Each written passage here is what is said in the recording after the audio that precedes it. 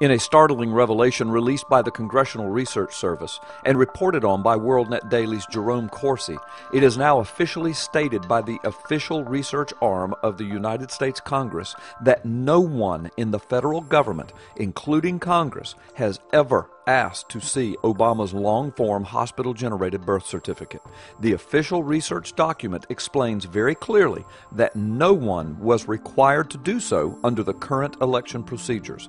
The document explains that the reason that his eligibility status remains officially undocumented to this day is because no one, not Congress, not the states, and not election officials, federal or state, bothered to check Obama's constitutional eligibility to be president. The document explains that current state and federal law does not officially require anyone to check his status. For the last 2 years, many Obama defenders, even House representatives and senators, have claimed that Obama was properly, legally, and thoroughly vetted and was completely and constitutionally eligible to hold the office of president under Article 2, Section 1 of the Constitution. Several mainstream news outlets have claimed the same thing. Apparently, though, those claims were not even close to being accurate, as this congressional research report affirms. To date, no one, Congress or state officials, not even the federal courts, have examined his sealed personal records. The document was authored by Jack Maskell, the legislative attorney in the American Law Division of the Congressional Research Service.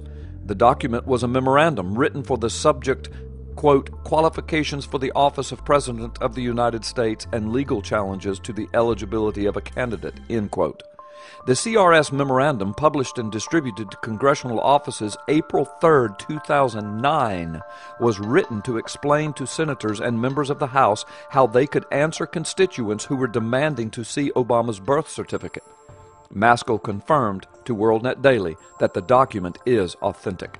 He explained he wrote it only for distribution to congressional offices, not for public distribution, and it was not posted on any of the CRS report sites where the public might have been able to find it. He suggested one of the congressional offices that got the report facilitated its release, and it ended up posted on the internet. Apparently then, according to Maskell, the public, you know, the voters and citizens, we the people, were never supposed to see this document, which confirmed what so many of us knew and were saying all along.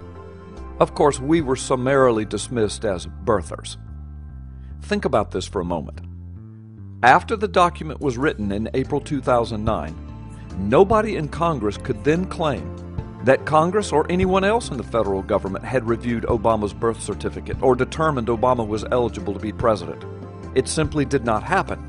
Although claims of insistence upon Barack Obama's eligibility have continued to flow from certain members of Congress and even mainstream news media outlets. Again, any reporting of such since April of 2009 by any federal government institution, including the courts, could not have been accurate. Their reporting would have knowingly been false, according to this congressional document information. Amazingly, the CRS's conclusion is that Obama could technically and even legally refuse to show his long-form hospital-generated birth certificate because no state or federal law requires him to reveal it. The result is that Obama could choose exactly what information and in what format he wanted to release. He chose the computer-generated certification of live birth, a form from the state of Hawaii that officials there have provided to those not born in the state. This is what he chose to document his, quote, eligibility. The bottom line is this.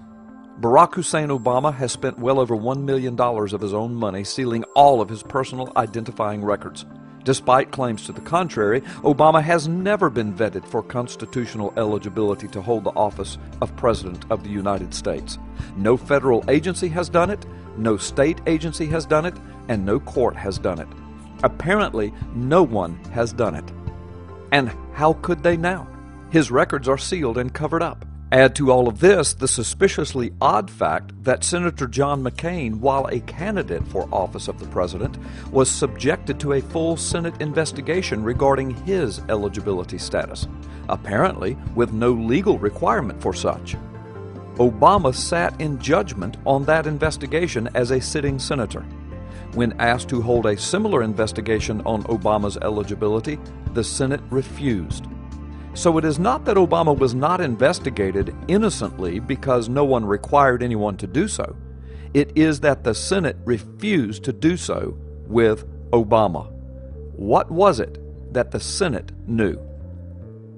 Again, we will go on record stating that it is our opinion that if Obama knew he wasn't eligible and knew he would not be required to show his status to any vetting agency, and then purposely sealed his records so that his ineligible status would remain veiled, we maintain that this might very well be a criminal, impeachable, and even treasonous act. It could still be that we have a foreign-born usurper to the highest office in the world sitting in the White House. The more the truth comes out, the closer we come to finding out who Barack Hussein Obama really is.